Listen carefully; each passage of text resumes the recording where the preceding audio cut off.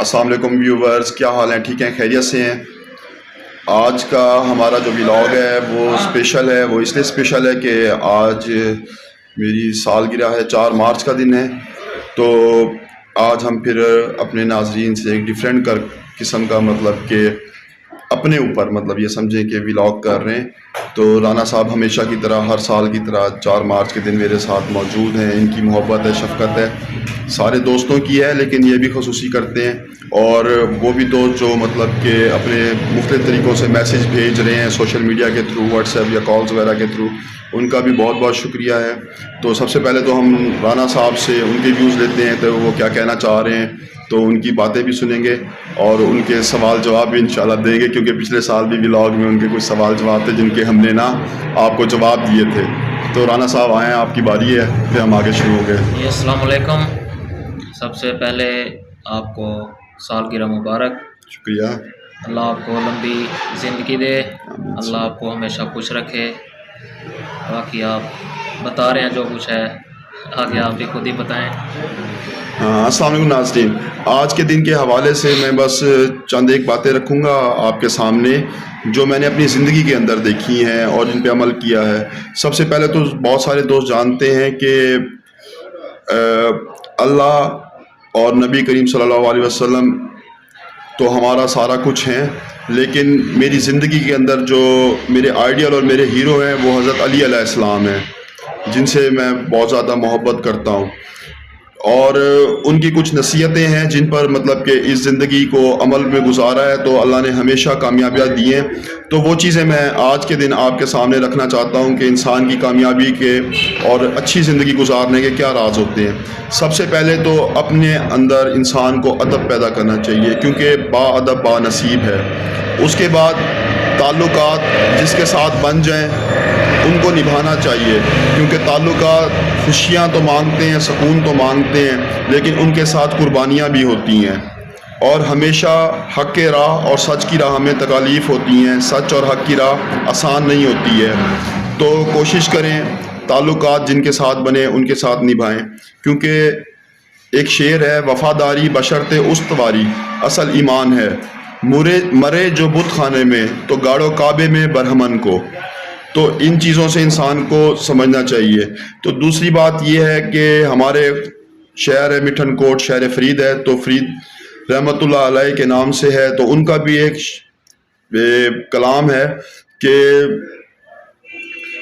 اس حوالے سے سرائکی کا ان کا ایک کلام ہے جو مطلب کہ ہے کہ جس میں وہ پیر فرید دی ڈس آتا ہے کہ یاری لاتے توڑ نبھاویں،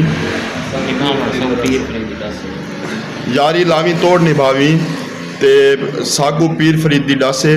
تو اس طرح سے ایک ان کا کلام ہے، اس میں بھی انہوں نے یہی بات کی ہے.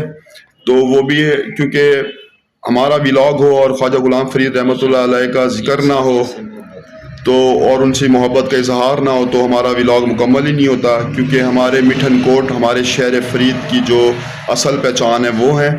تو آج کے دن بھی ان کو یاد کرنا ضروری ہے، کیونکہ میری زندگی کا آج ایک اہم دن ہے. تو اس کے علاوہ ایک اور چیز بھی میں آپ سے کہنا چاہوں گا کہ تعلقات انسان کے نشیب و فراز سے گزرتے ہیں، اونچ نیچ آتی ہے، لیکن اس اونچ نیچ کے اندر انسان کو ان تعلقات میں اپنی زبان کو اس حد تک نہیں لے کے جانا چاہیے یا اس حد تک نہیں جانا چاہیے کہ کل کو انسان اگر اس بندے کا یا اس انسان کا، اس تعلق دار کا سامنا کرتا ہے تو آنکھیں ملا سکے. تو کم از کم انسان کو صبر سے، ہمت سے، حوصلے سے، اور انسانیت بھی یہی درس دیتی ہے. میرے آقا نبی کریم دو جہاں حضرت محمد صلی اللہ علیہ وسلم نے بھی ہمیشہ عفو درگزر سے کام لیا ہے.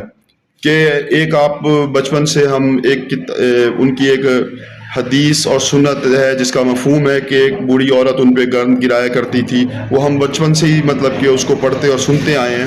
تو آقا نے وہ رحمت للعالمین ثابت ہوئے، تو ان سے محبت کا بھی یہی ہے کہ ہم ان کی چیزوں پر عمل کریں. تو انہوں نے ہمیشہ ہمیں عفو درگزر سے کام لینے کا حکم دیا ہے، اور ان کی سنت و احادیث کے بھی مفہوم یہی ہیں. تو یہی کچھ چیزیں ہیں، گزارشات ہیں جو انسان کی زندگی کی کامیابی کا باعث ہوتی ہیں. تو آج کے دن میں آپ سے بس یہی باتیں کرنا چاہتا تھا کہ ان چیزوں کو اپنے آپ سے تھام کے رکھیں، نوجوان ہیں جذباتی ہوتے ہیں، تو ان سے بھی یہی ریکویسٹ ہے کہ ان چیزوں کو سنبھالیں اور ہمیشہ ان کے اوپر عمل کریں.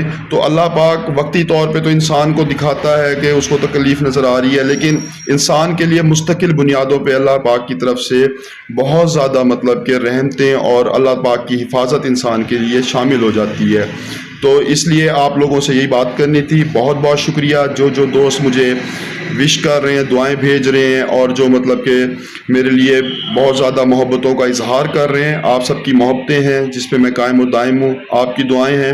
اور آخر میں اپنی والدہ کے لیے ایک شعر کہنا ضروری سمجھتا ہوں آج کے دن، جو اس دنیا میں نہیں ہے. آپ سب جانتے ہیں کہ ان کے بعد آپ لوگوں کی دعائیں ہیں جو مجھے لگتی ہیں، اور ان کی دعائیں ہیں. تو ان کے لیے یہ شعر کہوں گا کہ تم میرے پاس ہوتے ہو گویا، تم میرے پاس ہوتے ہو گویا جب کوئی دوسرا نہیں ہوتا.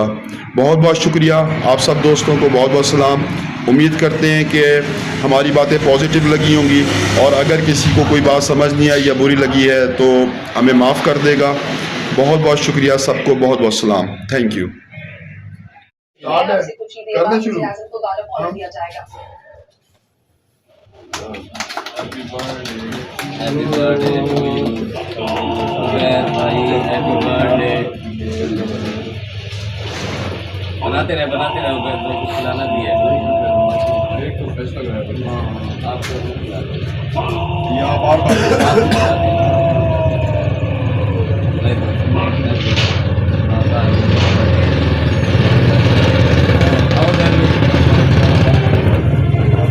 آپ کو بھاگ گیا افضل.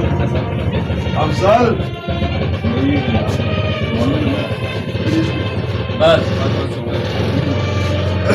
انتہائی معذرت کے ساتھ تمام دوستوں سے، وہ ہمارے پیارے محترم خواجہ غلام فرید رحمۃ اللہ علیہ کا مجھے نا وہ قطع کلام پورا یاد نہیں آ رہا تھا، لیکن اب وہ مجھے یاد آ گیا تو میں نے کہا کہ وہ بھی صحیح انداز میں آپ کو میں سنا دوں. وہ اس طرح سے ہے کہ سر ڈتیاں جے یار ملنتے سر ڈیون کی کس سے، سر ڈتیاں جے یار ملنتے سر ڈیون کی کس سے، سر ڈیوی وفا نہ منگی پیر فریدی ڈس سے. تو یہ میں سنانا چاہ رہا تھا، تو اس وقت میرے مطلب کہ آپ سے بات بھی کرنی ہوتی ہے تو وہ الفاظ انسان کے اس میں چلتے رہتے ہیں، تو غلطی کا انسان پتلا ہے، تو وہ میرے ذہن سے نکل گیا تھا، تو میں نے کہا کہ اس کو بھی میں مکمل کر لوں. بہت شکریہ. Thank you.